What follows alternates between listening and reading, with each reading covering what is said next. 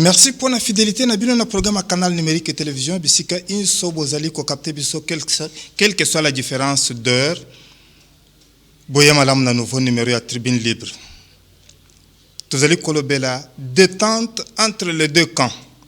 Le camp ya Deo Bizibu Balola mpe oyo ya honorable Augustin Kabuya Chilumba qui se regarde en chien de faïence à l'Union pour la démocratie et le progrès social IDPS Tshisekedi après la rencontre du jeudi 5 septembre 2024 dans la soirée avec Maman Marthe Kassalou, la veuve du docteur Étienne Tshisekedi Wamulumba.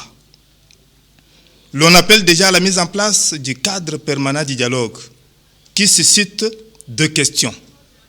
Ebele Bazo Mituna Nangongoyo, qui pourra présider les rencontres pour éviter toute suspicion? Que faut-il pour ne pas tomber dans la fragilisation du parti présidentiel?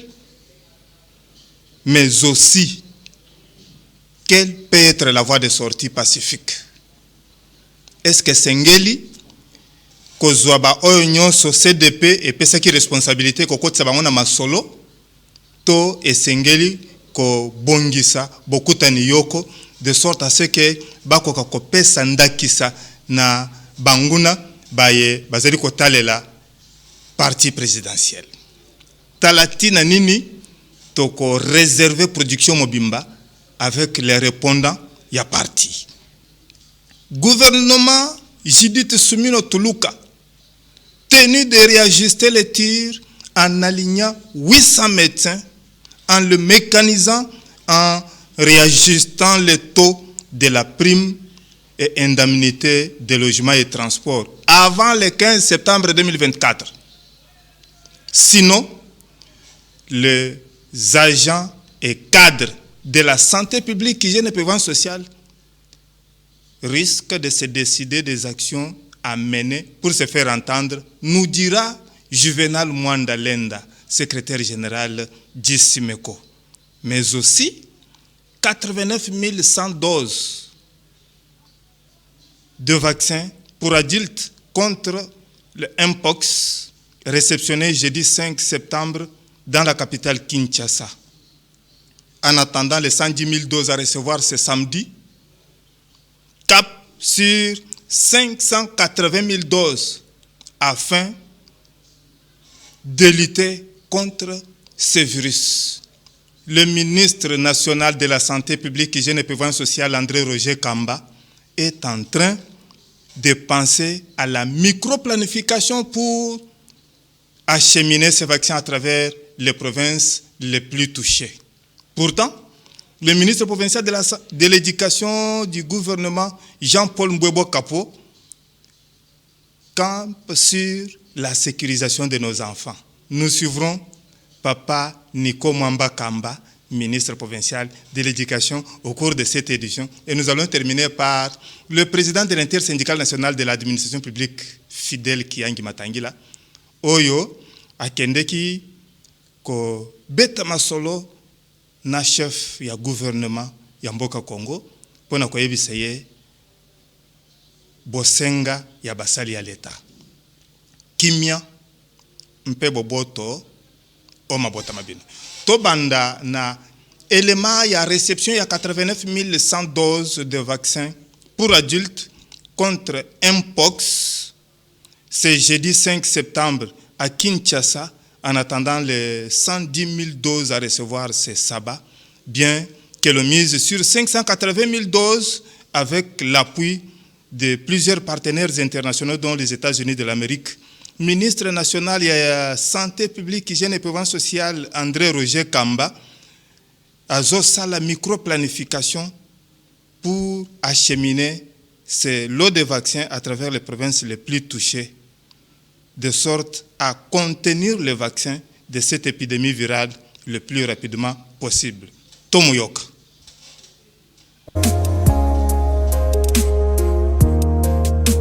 C'est le vaccin de Mpox, vous savez, ce vaccin cher, qui est un vaccin très utile, qui a permis d'arrêter la première circulation d'Mpox, notamment au niveau de l'Europe et des États-Unis. et donc pour lequel on se battait pour avoir des doses. Nous avons effectivement été aidés beaucoup par l'Union européenne avec Africa CDC pour pouvoir accéder à ces doses. Nous allons maintenant faire la micro-planification, c'est-à-dire savoir exactement à qui on donne le vaccin, à quel endroit, étant donné qu'on a plusieurs endroits chauds, comme on dit chez nous ici, et donc ce sont ces provinces prioritaires que nous allons d'abord considérer. Très probablement l'Équateur, le Sud Kivu, Sankuru, bref, toutes les provinces où on doit rapidement arrêter la circulation du virus. La stratégie, c'est de contenir le virus de manière à ce qu'on fasse la vaccination qu'on appelle nous par ceinture autour des endroits ou des personnes les plus touchées. Et donc, nous sommes confiants qu'avec l'appui des partenaires, parce que comme je disais, l'Union européenne a commencé, mais je sais que l'Union européenne fait des efforts pour qu'on monte jusqu'à 580 000 doses. Donc, du coup, ça, c'est pas le problème pour l'instant. Le problème maintenant, c'est qu'on doit administrer ce vaccin dans les meilleures conditions. C'est-à-dire que la population doit comprendre que nous sommes en train d'essayer de contenir ce virus. Malheureusement, les moyens qui sont nécessaires passent parfois aussi par la vaccination. Je rappelle d'abord qu'on avait dans ce monde une variole humaine qui a tué des millions de gens. Et cette variole, nous tous, nous avons été vaccinés. Les gens ont déjà oublié, des personnes âgées comme moi, on a tous été vaccinés et cette variole humaine s'était arrêtée. Maintenant, on a la variole qui vient des animaux, qu'on appelle une zoonose. Eh bien, nous sommes confiants aussi que la vaccination va faire arrêter cette variole. Et donc, nous demandons vraiment que les prestataires de soins vaccinent correctement et préparent correctement la vaccination pour que les personnes à être vaccinées le soient dans les meilleures conditions.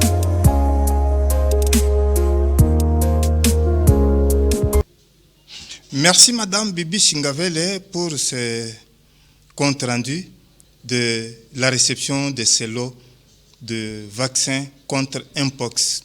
Pourtant, ministre provincial de l'éducation ya Kasai oriental Nico Mwambakamba ya za kotelemela sur sécurisation ya bana po ete bakoka kose contaminete awa bazongi na kelasi.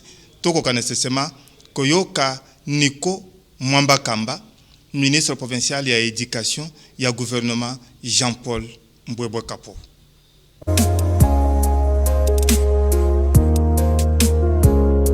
Il y a quand même les intérimaires. À mon niveau, il y a un collègue à qui j'ai laissé l'intérim. Mais le bureau fonctionne comme les officiels, n'est-ce pas, de l'enseignement primaire, secondaire, technique. Ils ont laissé aussi les intérimaires. En l'occurrence, il y a Proved AI, il y a IPP AI, et il a copié à laisser quelqu'un qui fait aussi l'intérim. Comme directeur de CERNI, la même chose. Donc les hommes peuvent passer, mais l'administration continue. Et c'est pour dire que les dispositions sont telles que nous devons assurer la rentrée scolaire, qu'elle soit effective. Quand bien même, avant ça, il y a eu des ateliers, des bancs syndicales autour du gouvernement, à Dubois, et tout ça. Et de toute manière, quand nous avons quitté chez nous, les enseignants levaient le ton pour dire qu'il n'y aura pas la rentrée scolaire. Parce que le gouvernement n'honore pas les accords pris avec les banques syndicales. Ce que je me rappelle à Mbujimaï, l'interfédéral syndical de Mbujimaï, ils étaient aussi dans une assemblée à Canaan pour la première fois.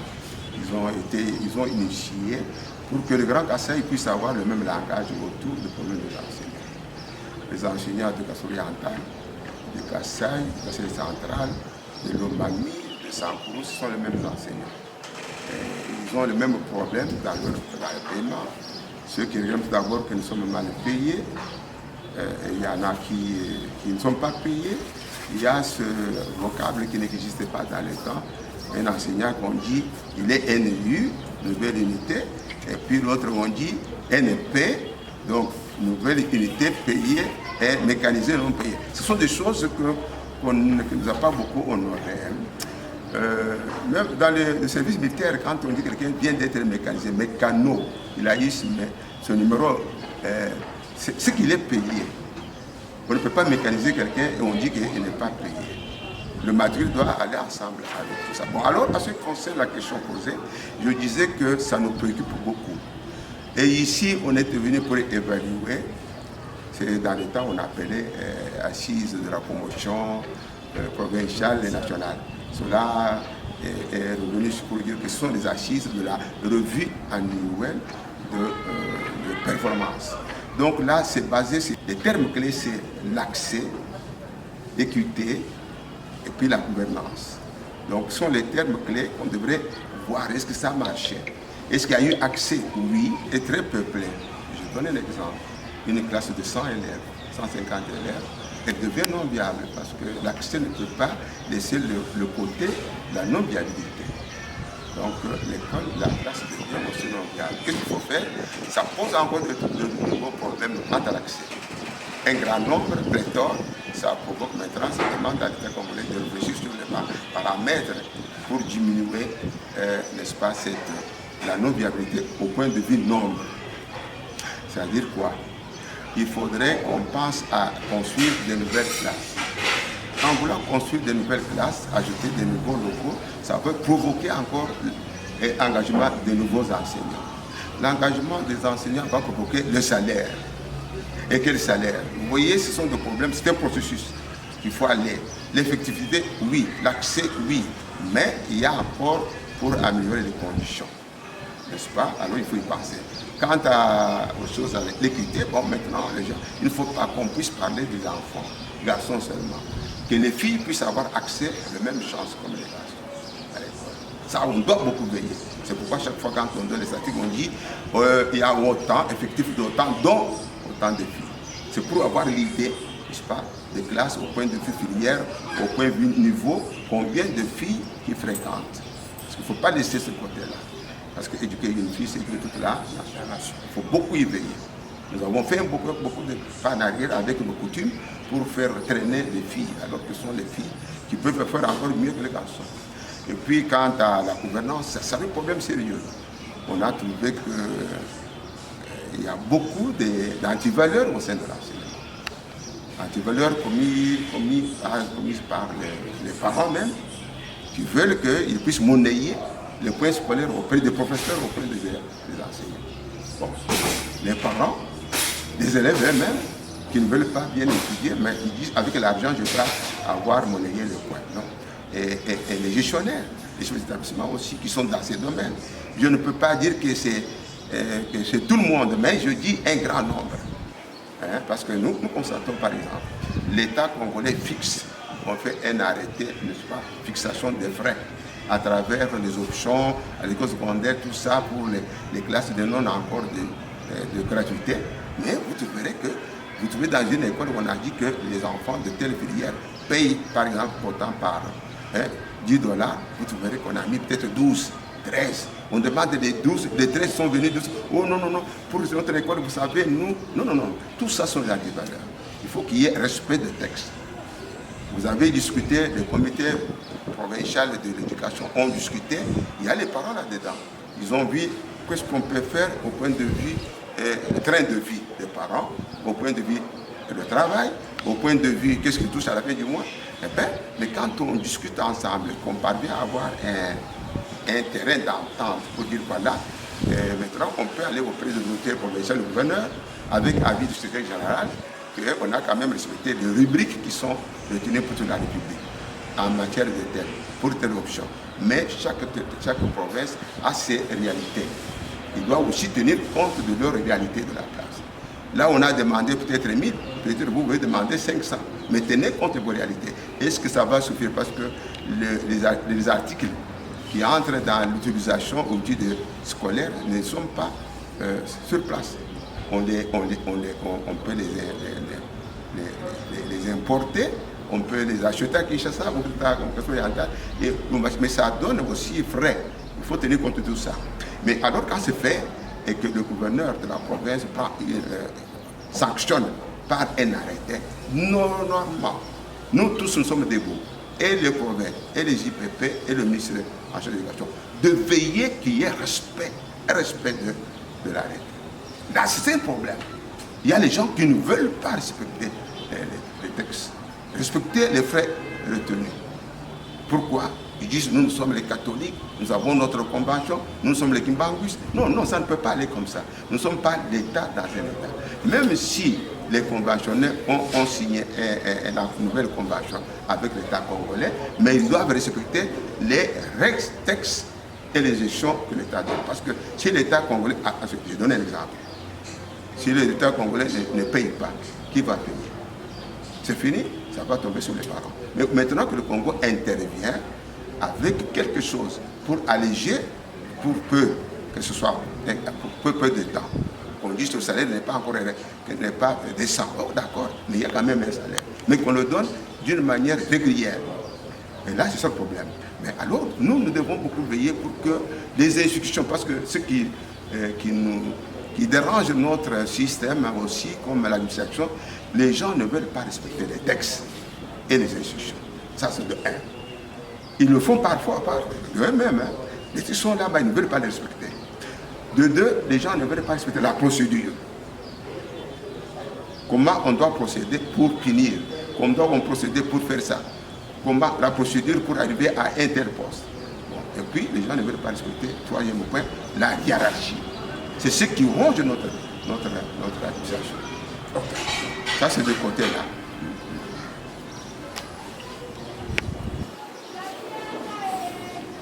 Par rapport à la guerre entre les partenaires syndicaux, dû à leurs exigences au gouvernement Toulouka, que comptez-vous faire pour qu'ils ne parviennent pas à perturber le programme scolaire au Kassai oriental? Quant à nous, comme le représentant du ministère national de l'éducation, et je représente le gouverneur dans le domaine de l'éducation, nous leur demandons de mettre un peu d'eau dans leur bain. Qu'est-ce que je voulais dire? Que leurs revendications sont quand même, c'est normal qu'ils revendiquent amélioration des salaires, qu'on paye ceux qui ne sont pas payés, qu'on donne les primes aux inspecteurs, qu'on pense à la mobilité d'animateurs, tout ça, ce sont les revendications normales. C'est normal. Mais seulement ce que nous disons, ils tiennent compte aussi de le temps que le pays est en train de traverser. Vous voyez, avec la guerre de l'Est, ça prend un budget extra. Ça va au-delà même de ce qui est prévu pour l'armée. Et nous devons comprendre. Mais cela n'empêche. Ce qui est mauvais, ce que nous entendons de notre oreille, mais qui ne nous enchante pas, c'est quand on dit qu'il n'y a pas d'argent.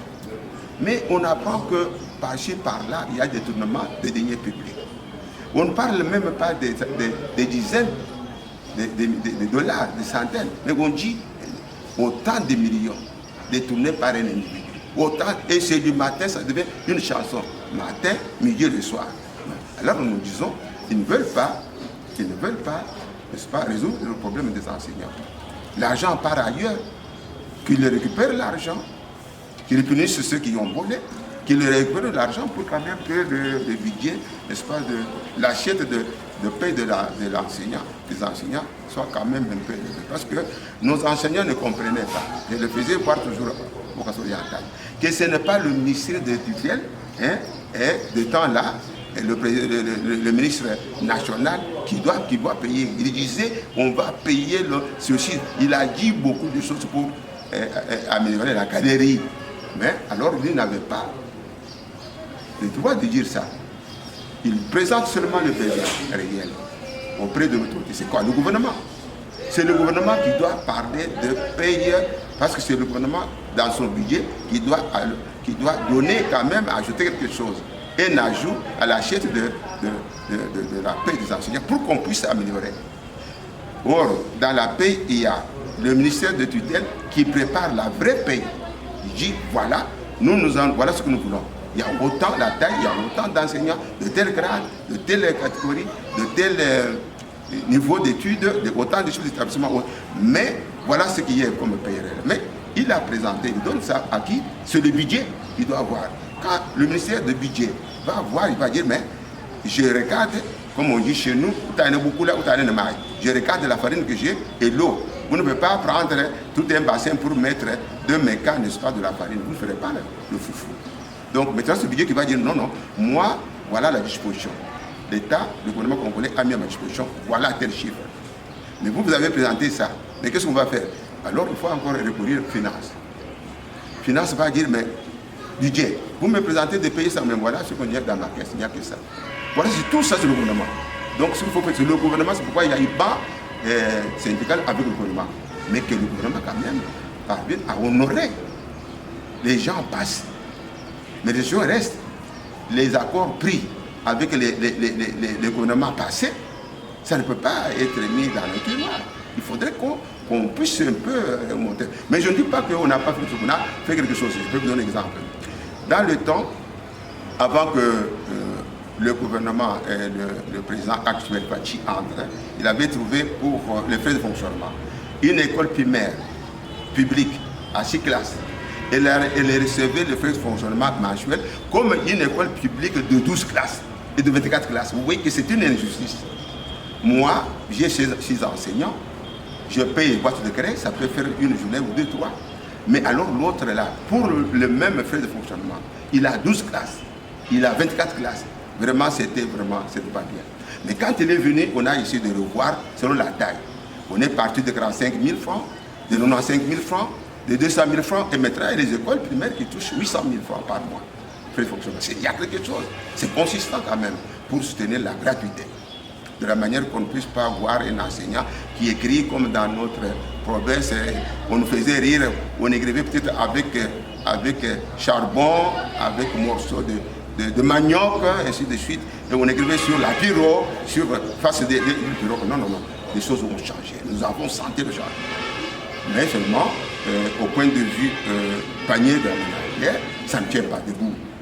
On pense à ça parce que l'enseignant aussi a une famille, il doit manger, il doit aller à l'école, l'enseignant a des enfants qui peuvent tomber malades, il doit payer son loyer, il y a le transport, tout ça, mais quand même que l'État veille à ça. Je ne dis pas qu'on doit rester, non, qu'on aille. Le processus de contact, d'accord, de dialogue doit continuer en faisant encore pression à l'État congolais. Comme ça, on aura à résoudre ce problème quant au salaire.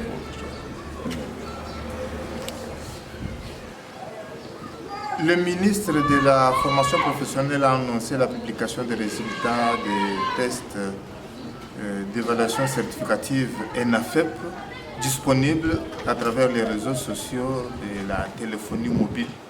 Quels sont les réseaux de télécommunications qui sont concernés pour le Kasaï oriental et quelles en sont les clauses tellement que ça va générer des fonds et qu'il y aura une quantité pour votre ministère? Ah, monsieur le journaliste, ça vous m'avez pris à pied levé. Hein. Vous savez que si vous m'apprenez ça, donc il y a un manque à gagner pour nous. Ministre provincial, nous manquons quelque chose, alors nous avons besoin de l'argent dans les recettes pour que le gouvernement puisse payer. Ah, vous m'apprenez quelque chose. Ah, je vais un peu m'informer de près pour en savoir plus là-dessus. Ça devient un dossier que je vais soumettre au gouverneur et on va appeler les responsables de ces réseaux pour nous dire qu'est-ce qu'ils font ça pas. On va voir la taille, combien ont présenté, combien qui demandaient leurs résultats et dans quelle chaîne et quelle est la quantité qui revient au ministère des tutelles. Là, vous m'avez appris une bonne chose. Et je prends à cœur ça, je vais en parler au gouverneur et on va y appeler les intéressés pour qu'ils puissent expliquer où est-ce qu'ils mettent notre quantité. Un petit rien qui soit, mais que ça entre dans la caisse du ministère de l'enseignement, de la formation professionnelle.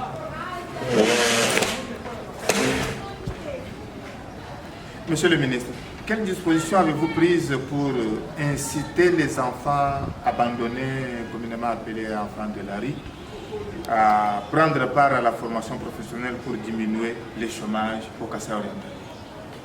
Oui, cette question à son pesant d'or, elle est très pertinente. Ces enfants de la rue ne sont pas nés par la rue, mais sont nos enfants qui nous ont abandonnés par... Nous, les parents, nous sommes montrés des missionnaires. Des missionnaires pour l'éducation de nos enfants. Mais, de toute manière, l'État peut quand même récupérer ces enfants pour la formation professionnelle. C'est très important, nous devons beaucoup renforcer l'accès des enfants sans y mettre quelque chose, de demander quelque chose que ce soit. Parce que nous voulons récupérer les enfants. Mais alors, la formation professionnelle a des centres de formation à 3 mois, à 6 mois, à 12 mois, 1 an jusqu'à 3 mois, jusqu'à 3 ans plutôt, je veux dire. Bon, alors qu'est-ce qu'on peut faire, c'est de sensibiliser beaucoup les parents. Sensibiliser même les enfants là-bas, en les réunissant dans des réunions, tout le temps pour les faire voir qu'ils ne doivent pas perdre leur avenir, espoir. Ils peuvent quand même, ils peuvent avoir espoir à la République et au gouvernement actuel, et au régime actuel. C'est-à-dire que nous pouvons exiger vers des centres de rattrapage. Pour qu'ils puissent y aller, on va leur apprendre, on va voir l'un ou l'autre, ils sont aptes à quoi? La maçonnerie, menuiserie, couture, ou quoi encore, les filles et les garçons, on ne dit pas les garçons, les filles aussi. Ils ne doivent pas rester les filles qui doivent prendre la main pour demander à qui que de doigts. Donnez-moi, donnez-moi. Non, on doit terminer cette affaire-là. On doit terminer. En tout cas, c'est très important que le centre puisse être debout. D'ailleurs, j'ai beaucoup aimé. Premièrement, j'ai vu que avec le ministère de la formation professionnelle, j'ai vu que beaucoup de centres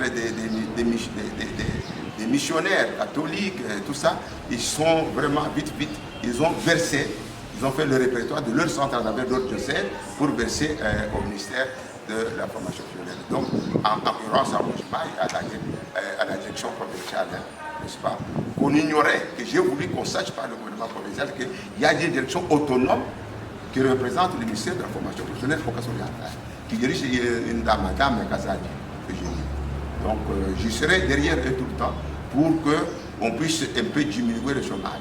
Parce qu'avec la formation professionnelle, il n'y a pas de chômeurs.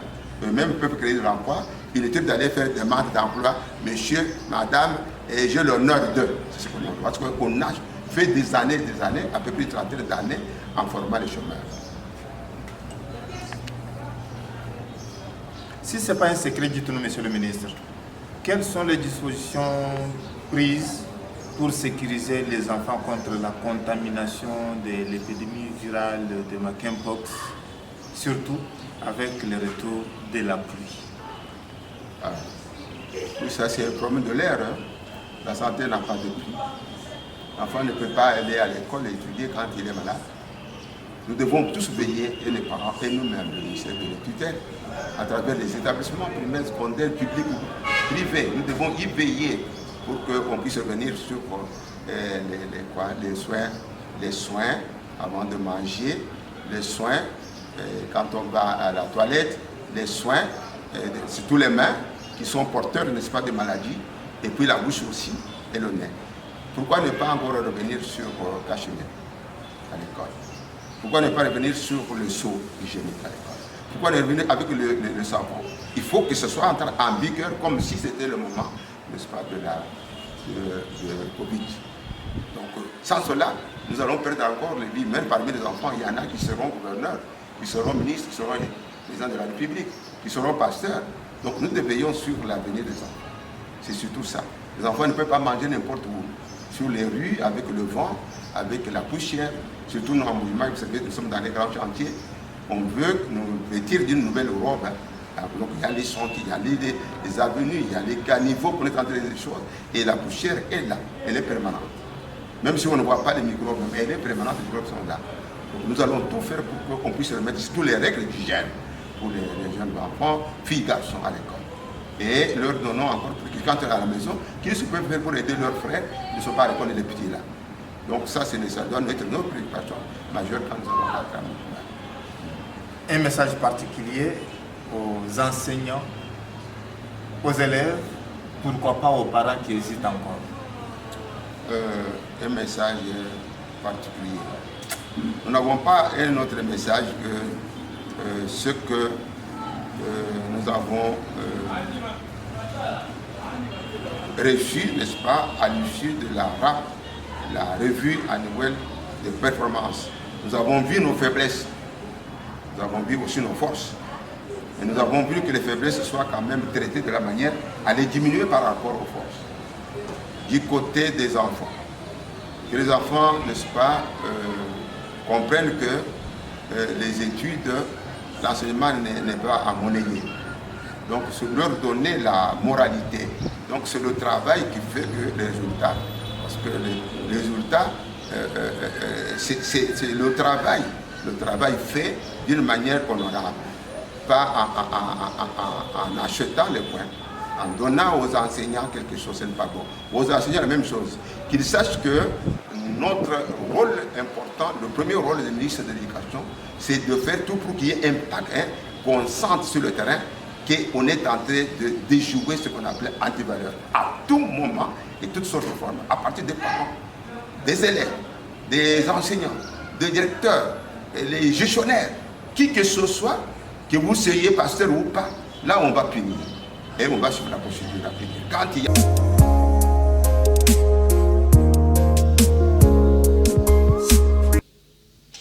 Le gouvernement Judith Suminho Tuluka appelé à réajuster les tirs en alignant 800 médecins à la prime de risque professionnel, en le mécanisant tout en réajustant le taux de la prime de logement et transport. Cela avant le 15 septembre 2024. Sinon, les agents et cadres du secteur de la santé publique, hygiène et prévoyance sociale vont se décider sur les actions à mener pour se faire entendre, précise Dr Juvenal Mwanda Lenda, secrétaire général du syndicat national des médecins de la République démocratique du Congo, SIMECO. On l'écoute.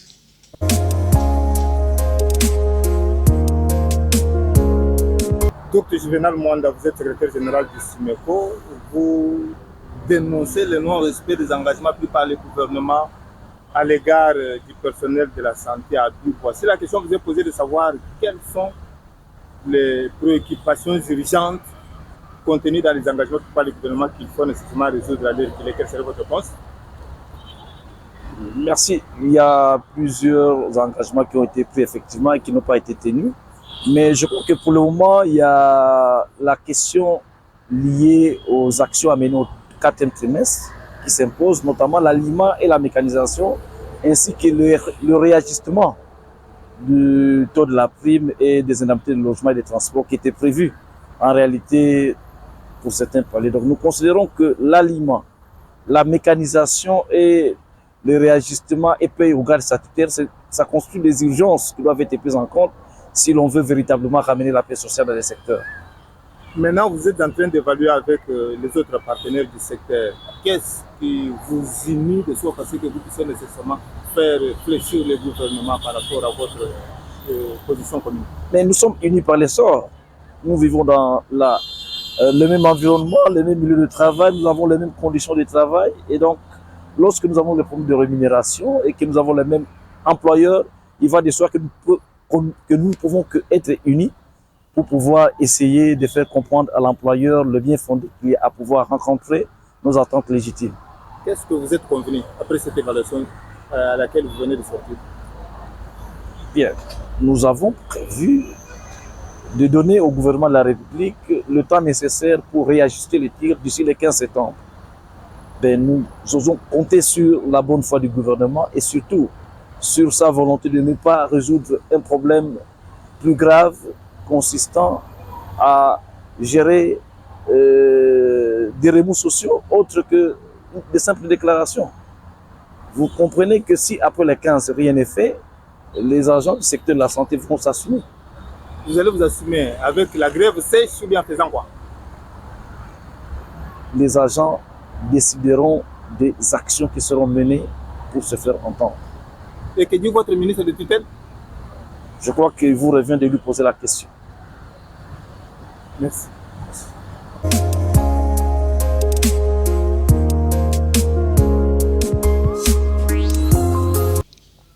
Voilà. En attendant l'Assemblée générale de restitution dans la salle paroissiale Notre-Dame de Fatima, Tolanda d'abord, Fidel Kiangi Matangila, président intersyndical national de l'administration publique, sur Makambo Basololaki na chef ya gouvernement congolais, Madame Judith Suminho Tuluka, Mokolo a accordaki bango ete bakoka koya kokutana na ye. Tomoyoka azali koloba na ndinga français.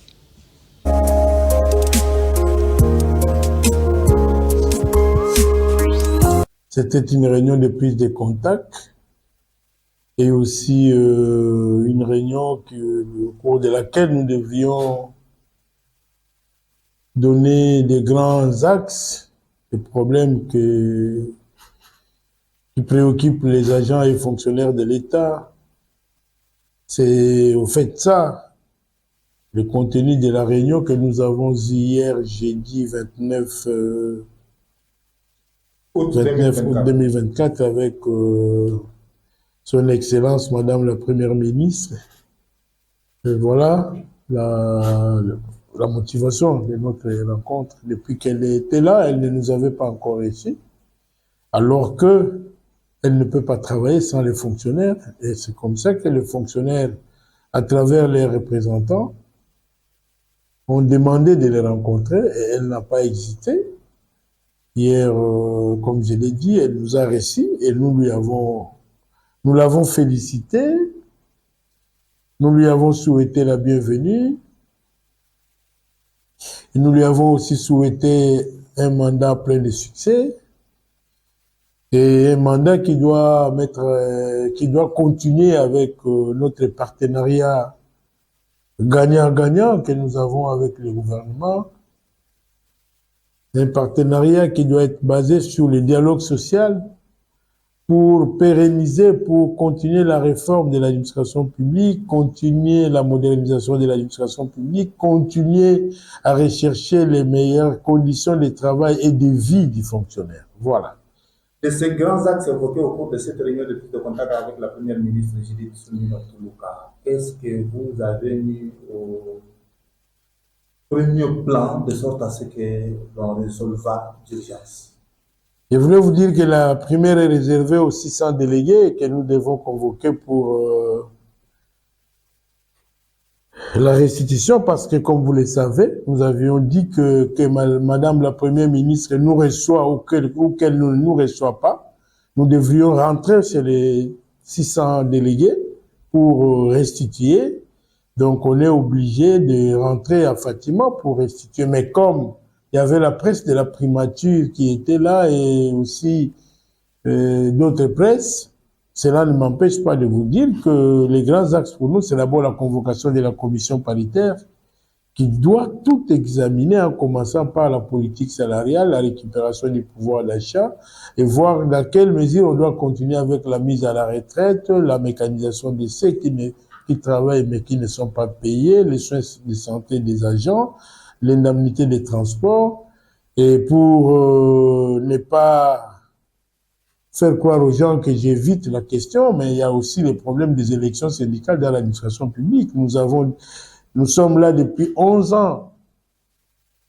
Mais est-ce que les élections syndicales est une priorité pour nous aujourd'hui? J'ai dit non.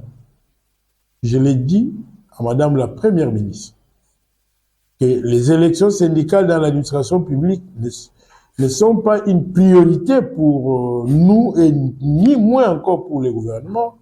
La priorité, c'est d'abord de remettre tous les fonctionnaires qui vivent dans des tentes, dans des camps de réfugiés, à leur poste de travail. Ça veut dire mettre la paix à l'est du pays. Ça devrait être ça la priorité, pas les élections. Les élections, il y en aura, on les organisera quand on voudra. Mais ceux qui sont dans des tentes, ceux qui dorment à la belle étoile, avec leurs sacs au dos, ceux qui sont dans des camps de réfugiés sont des fonctionnaires comme nous qui sommes à Kinshasa. Qu'allons-nous faire d'eux? Ils vont voter là où ils sont.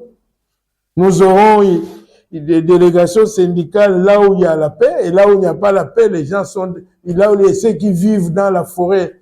Vous allez les faire voter là, dans la forêt. Nous avons dit à Madame la ministre, nous sommes d'accord pour les élections syndicales, parce que moi je l'ai dit toujours que j'ai un bilan présenté. J'ai fait 11 ans, j'ai un bilan.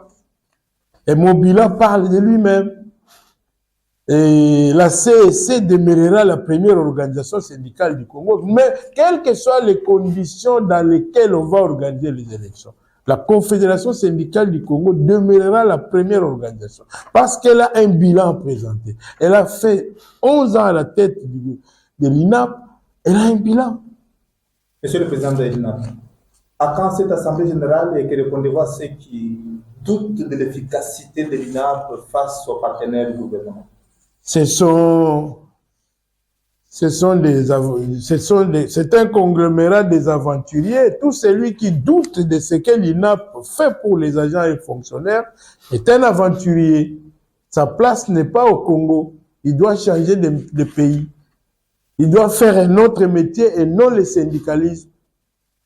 Les agents et fonctionnaires n'ont pas seulement besoin d'un salaire. La Caisse nationale de sécurité sociale des agents publics de l'État, c'est pour moi, c'est pour ma famille, c'est pour les agents, ceux qui avaient 8 000, ceux qui avaient 12 000, ceux qui avaient 21 000, qui ont aujourd'hui 150 000. C'est peu, mais ce n'est pas 8 000. Les gens ceux qui avaient 100 ans, 90 ans, 80 ans, qui continuaient à travailler, les gens étaient où pour parler d'eux? Mais ces gens-là, aujourd'hui, ont été retraités, et une retraite humaine ou humaine. Est-ce que vous comprenez ce que j'ai dit? Dans ces pays, nous n'avons pas besoin des aventuriers, non. On a besoin des gens qui pensent pays. Vous avez un papa de 100 ans, 90 ans, 80 ans, qui continue à travailler. Qu'est-ce qu'on fait? Ceux qui vous reprochent, ils disent que vous revenez toujours avec les promesses et non les concrétisations. Moi, je ne viens pas avec des promesses. On a retraité les centenaires, les nonagénaires et les octogénaires. Ce n'est pas une promesse. Les gens ont été mis à la retraite. Quelle promesse? Moi, je ne viens pas avec des promesses. On avait des agents qui avaient 15 ans, 20 ans de commissionnement, 5 actes de titularisation. Mais le chef de l'État a signé des ordonnances. Le Premier ministre a signé des décrets. Est-ce que c'est une promesse? Est-ce que c'est une promesse? Non, il faut qu'au Congo, nous sachions qu'est-ce qu'on veut. C'est ça le problème. Hier, les agents et fonctionnaires de l'État avaient 45 heures de travail. Lorsque je discute avec le gouvernement, j'obtiens 40 heures. Et puis, la semaine anglaise, la promesse, elle est où? On dit que le gouvernement avait pris avant vous et vous êtes venu. Non, mais le gouvernement fait son travail, il vient, il sort ce qu'il a fait et nous disons non. Et nous nous mettons, on discute et on trouve des solutions. Le gouvernement nous a rejoints. D'abord, on devrait nous applaudir que nous puissions faire fléchir un gouvernement. Qu'on puisse modifier un décret parce que lui n'a pas dit au gouvernement non. Mais ça devrait mériter des applaudissements et non des critiques. Il y a des aventuriers qui sont dans ce qu'ils appellent intersyndical national du Congo, qui vont dire non, écoutez, le gouvernement. Mais allez d'abord régler le problème des travailleurs qui sont chez les Chinois qu'on fait marcher, qui souffrent chaque jour, chez les Indiens qui souffrent, qui restent debout du matin au soir, qui sont cloisonnés où il n'y a même pas des installations hygiéniques. Qu'on aille d'abord régler ça. Qu'est-ce qu'ils attendent? Que de venir s'occuper parler de fonctionnaires dont vous ne connaissez pas les réalités. C'est ridicule et c'est malheureux. Monsieur le Président de l'INAP, vous avez pris part aux assises de Bibois avec les syndicalistes du secteur de l'éducation. Quelles solutions administratives et économiques avez-vous prises au profit des enseignants congolais? C'était une commission paritaire sectorielle de l'enseignement primaire, de l'éducation nationale et la nouvelle citoyenneté. Et j'ai été invité, j'ai fait ce qu'on appellerait la facilitation. Je ne vais pas me vanter ici que je suis intervenu à fond. J'ai facilité les choses entre le gouvernement et les amis de l'éducation nationale. On a obtenu ce qu'on a obtenu. D'abord, ce qui me réjouit, moi, ce n'est pas l'argent. Ma joie est que nous avons pris comme décision à Bibois que l'enseignant quitte l'état de journalier. Parce que l'enseignant jusque-là était considéré comme un journalier. Combien c'est mécanisé? C'est pas un secret. Non, ce n'est pas la mécanisation d'abord. D'abord, l'enseignant devrait quitter cet état-là de journalier, l'état de vendeur de cours. Et nous avons réussi à lever l'option que désormais l'enseignant devient un agent de carrière de service public de l'État. Il devient fonctionnaire, on lui donne un numéro matricule. Ça, c'est la première chose que moi, je peux applaudir. C'est ça ma contribution. Imaginez-vous que l'enseignant, cet enseignant-là, qui enseigne dans une école pendant 15, 20, 30, 40 ans même, mais il est journalier. Le jour où les promoteurs ou les gestionnaires de l'école veulent, il les chasse. Parce qu'il n'a pas une sécurisation sur le plan carrière. Est-ce que c'était normal? Et mais à côté de ça, nous avons dit, ils vont désormais faire partie du régime général, mais ils auront leur régime particulier. Ça, voilà la première chose qu'on a obtenue. La deuxième, c'est le problème de la MESP, qui ne profite pas à tous les enseignants du Congo. Il y a des provinces où ils ne connaissent pas la MESP. Nous avons dit non, le gouvernement doit ajouter l'argent avec la MESP et que l'enseignant aussi lui-même puisse donner 5 000 francs congolais de contribution pour qu'on puisse couvrir tout l'espace, toute la République, que tous les enseignants soient pris en charge par les autres, pour les soins médicaux. Et la troisième chose, évidemment, il a été question de savoir quel salaire pour un enseignant. Ils sont partis de $500. Non, excusez-moi, moi je ne connais pas. Il n'y avait pas un cahier de charges des enseignants qui parlait de $500. Les $500, on les allait découvrir ça. Mais les cahiers de charges que les amis de l'éducation nationale avaient présentés, c'était l'évaluation des accords. Et l'accord, c'était quoi? Ils avaient convenu au mois de mars qu'on allait ajouter à l'enseignant 20 000 francs congolais. C'est ça qu'on avait convenu au mois de mars, mais que le gouvernement n'a pas appliqué. Maintenant, il fallait demander au gouvernement d'ajouter de donner les 20 000.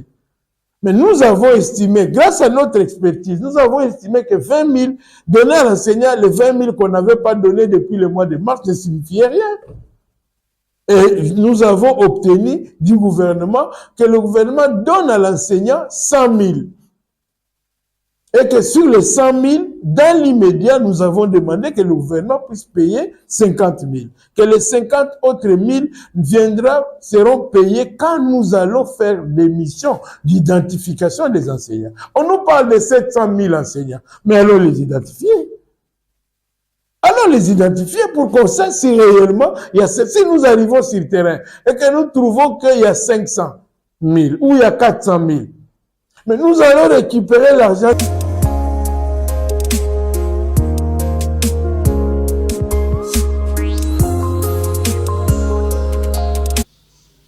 Voilà. Na kombo ya Diefazam, Daniel Tshungu, Padu Bombusa, Firandongala, Richard Ndambu, Guillaume Mubenga, mingi bino ba yabozeli ko tambole na bendela ntomba Kongo na mitema na bino, François Mukanda atondi bino tokutani balasi.